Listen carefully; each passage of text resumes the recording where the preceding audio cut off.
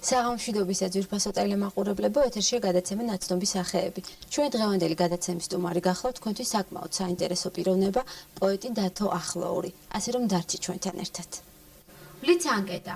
ზოდიაქოს ნიშანი ქალწული, ცხოვრების მიზანი, სადოქტორო დისერტაციის დაცვა. ოცნება გახდეს ცნობილი პოეტი, საყვარელი მწერლები, ჭაბუა ამირეჯიბი, ვაჟა გალაქტიონი. ჰობი მეგობართა წრეში საკუთარი ლექსების კითხვა. საყვარელი სადილი შემწვარი კარტოფილი, საყვარელი ფერები, წითელი და მწვანე, ფრაზა, რომელსაც ხშირად იმეორებს, სხვათა შორის, იცი. სიმღერა, რომელსაც ხშირად ღიღინებს, თუმცა ყველაფერი მქონდა, საყვარელი ლექსის ტრიქონები, რადგან სიცოცხლე ასე ნავარდობს სიკვდილის ყველა კარი ჩარაზეთ. მავნე ჩვევა, ხშირად აგვიანებს დანიშნულ დროზე მისვლას, წელიწადის საყვარელი დრო, შემოდგომა. ბიოგრაფიული შტრიხები. დათო ახლოური დაიბადა 1975 წლის 9 სექტემბერს ახალგორში. წარჩინები დაამთავრა საშუალო სკოლა, ცხინვალის სახელმწიფო პედაგოგიური ინსტიტუტის ისტორია-ფილოლოგიის ფაკულტეტი. 1997 წელს სწავლა გააგრძელა ივანე ჯავახიშვილის სახელობის თბილისის სახელმწიფო უნივერსიტეტის მიზნობრივ ასპირანტურაში. ჩაბარებული აქვს საკანდიდატო მინიმუმით გათვალისწინებული გამოცდები. სხვადასხვა წლებში მუშაობდა საინფორმაციო პუბლიცისტურ გაზეთ გორში და საქართველოს სახელმწიფო ენის პალატის ახალგორის განყოფილების უფროსად. 1998 წლიდან არჩეულია საქართველოს მწერალთა კავშირის მცხეთა მთიანეთის ახალგორის წარმომადგენლობის თავმჯდომარედ.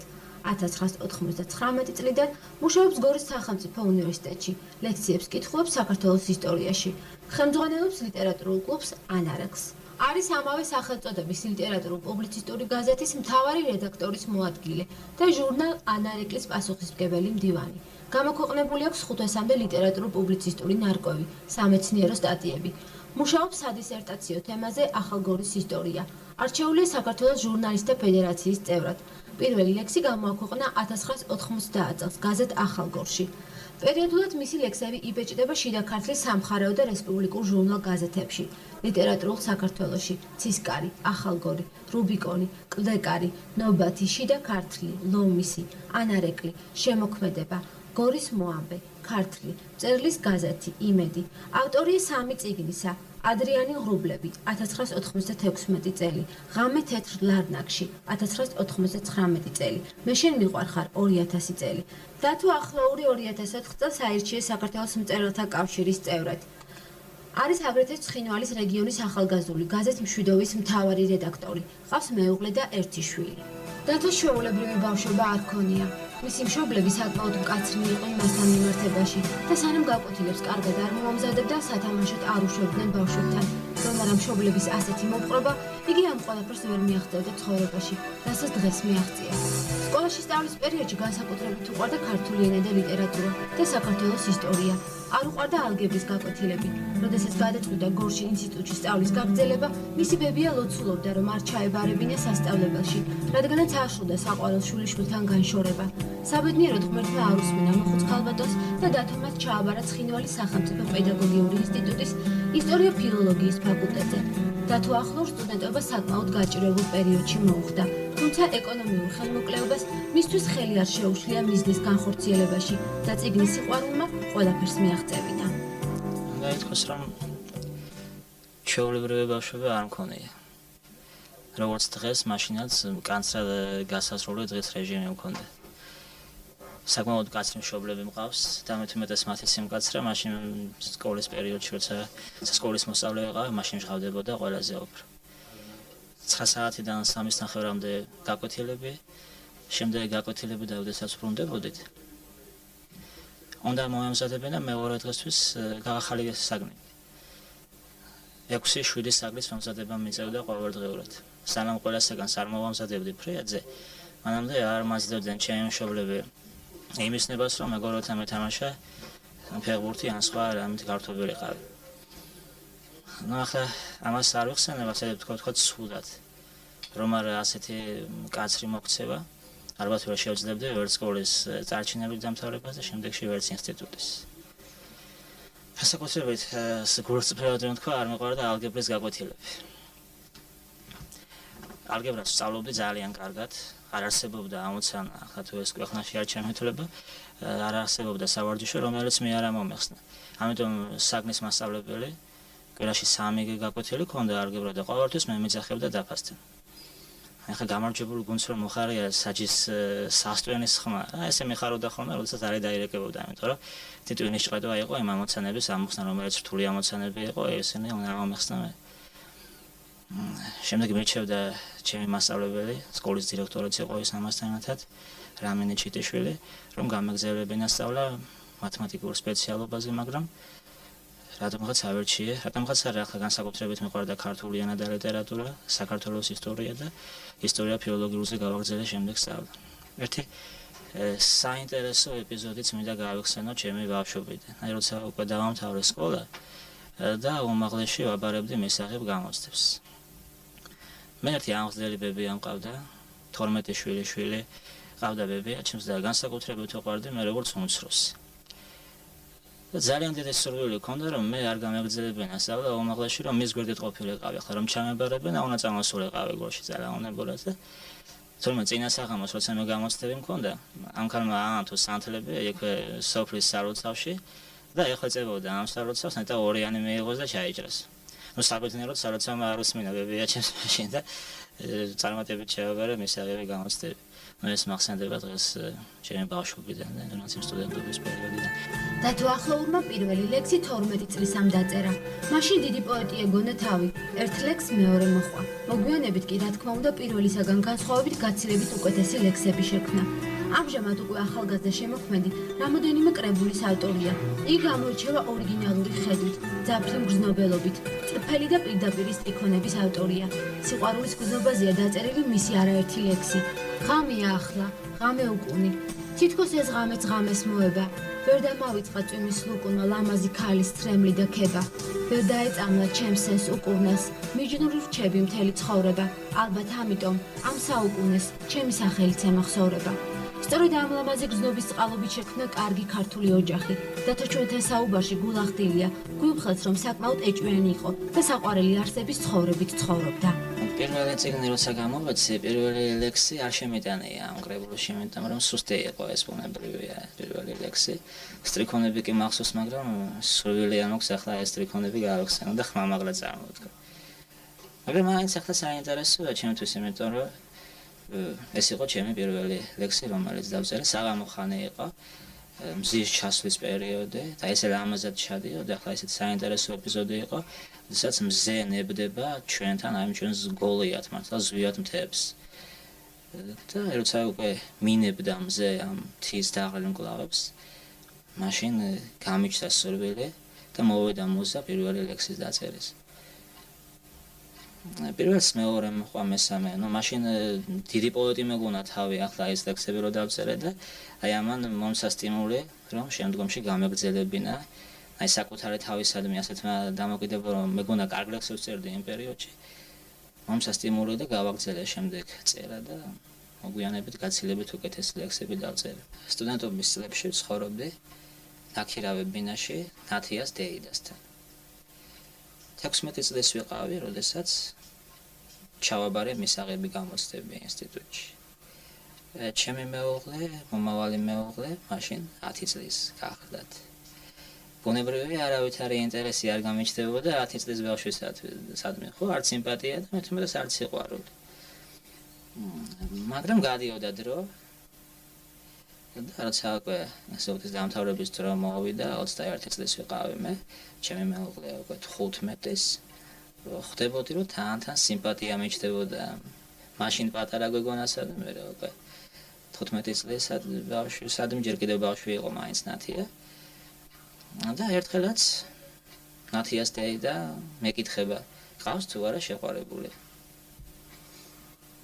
როცა უარყოფითი პასუხი მიიღო, შემპირდა რომ გამირიგებდა ერთ კარგ გორელ გოგოს. როგორც გავარკვიე, მოგვიანებით ეს კარგი გორელი გოგო ჩემი მომავალი მეუღლე აღმოჩნდა თავისი დიშვილი. ასე რომ ხელშეწყობაც იყო ათიას დედის მხრიდან, მისი ახლოცრის მხრიდან და რა თქმა უნდა პირველ რიგში სიყვარული იყო. დათო ახლოურის მეუღლეა ნაცია ბირჩაძე. იგი ცხინვალის სახელმწიფო უნივერსიტეტის ფილოლოგიის ფაკულტეტის მეხუთე კურსის სტუდენტია და პროფესიაც მეუღლის დახმარებით აირჩია. მან თავისი მომავალი მეუღლე დეიდასთან წვეულებაზე გაიცნო და აქედან დაიწყო მათი სიყვარულის ისტორია. დათო გავიცანი დეიდასთან. რაღაც წვეულება ქონა დეიდას და როგორც ახლა მასთან ცხოვრობდა დათო დაპატიჟა და ამოიყვანა. და იქ უკვე დათო რომ ესე პატარაზე ნასვამი როგორ ვთქვათ, იყო მოვიდა და თავისი პირველი კრებული გადმომცა. მომცა ეს წიგნი და ზედ დამიწერა სიყვარულით ნათიას ავტორისაგან. მაშინ რაღაც დავიბენისავით რა არის მეტი ამბიც რა დაემართა თქო. მე რა ვიცი, იქიდან დაიწყო ჩვენი რომანი. და ვიცი რომ მივდიოდი ხოლმე დეიდასთან იქ ხვდებოდით ერთმანეთს, ვესაუბრებოდით.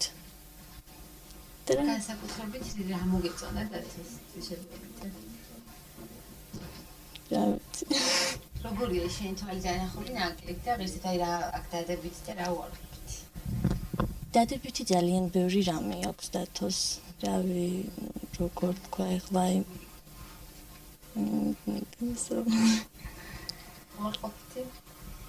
უარყოფითია რომ აი უცბად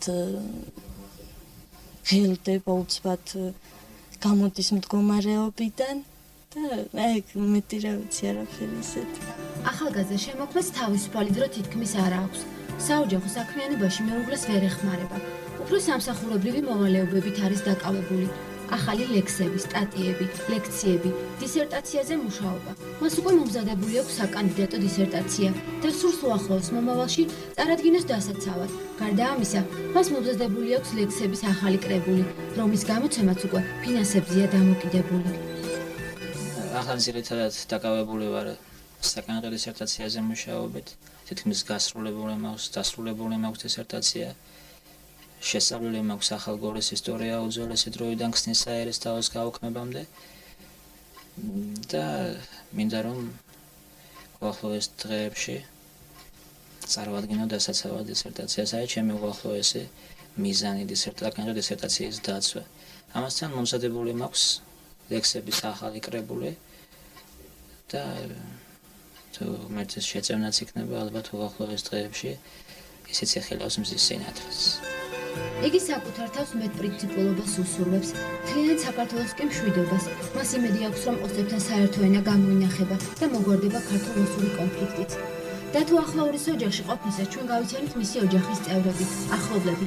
მისი კოლეგა ვახტანგ კედელაშვილი აღთოვანებით საუბრობს ახალგაზრდა ნიჭიერი პიროვნების შესახებ.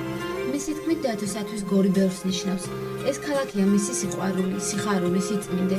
იგი 10 წელია, რაც დათო ახლაურს ცნობს და თავს აძლევს უფლებას, რომ შეაფასოს მისი ლექსები, რომლებიც დამუხტულია ემოციურობით, ღრმა პატრიოტული სულისკვეთებით, თავისი სამშობლოს უაღრესად დიდი სიყვარულით.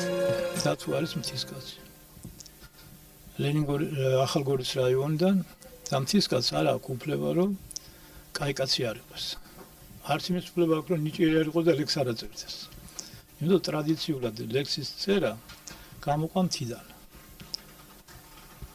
ჩამოვიდა გორში, სულ დათოს ვიცნობ რაღაც 10 წელია და გავიცანი უნივერსიტეტში. იგი საქართველოს ისტორიის კათედრაზე კითხულობდა ლექციებს და იმის მერე მოყოლებული ერთად ვართ, მეგობრობთ, ახლოს ვართ. დათოს ნაწერებს ვკითხულობ. მან გამოსცა რამდენიმე წიგნი პოეზიაში, ქართულ პოეზიაში. მისი ლექსები, როგორც არის ადრიანი ღრუბლები და ღამე თეთრ ლარნაკში დამუხტულია მჭიდროდ ემოციურობით და აი როგორ გითხრათ, ღრმა პატრიოტული სულისკვეთებით. აი რამდენიმე ფაქტორს მინდა გავუსვა ხაზი. დათოს ლექსებში ტრფიალია თავისი საკუთარი წყალჭალის, თავისი მთის, თავისი სამშობლოს, მთის და ბარის. მის ლექსებში გამოსჭვის ღრმა პატრიოტიზმი, სამშობლოს სიყვარული, სამშობლოს დაცვისათვის თავდადება და მის კეთილსათვის მუდმივ ბრძოლას. ჩვენი გადაცემის ბოლოს კი შემოგთავაზებთ დათო ახლოურის ლექსებს, რომელშიც იმისი პოეტური ხმა თავის თავადობით, დამოუკიდებლობითა და განსხვავებული ძალით იქცევს ყურადღებას. პოეტის რთული გზებით ვიარე, გამიწარდნია ტევრი. მე ბევრი მყავდა თანაზიარი, მე დოქეც მყავდა ბევრი. არ მოფიქრებდა მავანთა შური, რადგან სიკეთის მწამდა. ცხოვრობდი ზოგჯერ ღრუბელთა შორის, ზოგჯერ მსეცვლი და ავდარს. მაინც მხიბლავდა პოეტის ბედი, მე მართლაც მწამდა ბედის. და პოეზიის ქურუმთა გვერდით, საკუთარ სახელს ვწერდი. პოეტის რთული გზებით ვიარე, გამიწარდნია ტევრი. დროა ტკივილის და მწუხრის ლევის, სხვაზე კვლავ მაგონებს ქაფი ქალს. რამდენი ღამე მაქვს გასათევი, პოეტს ვინ დაულევს საფიქრას. თუ კი შეგვეწია ახლა გერი, წირხვე ტკივილებსაც ავიტანთ. რამდენი რამე მაქვს დასაწერი, ანდა დასაწყები თავიდან. ჩვენ რა თქმა უნდა, გადაცემის დასასრულს ვუსურვებთ დათოს შემოქმედების წარმატებებს, მე კი საუკეთესო სრულებით მომავალ კვირამდე გემშვიდობებით. დიდი მადლობა ყურადღებისათვის, ნახვამდის.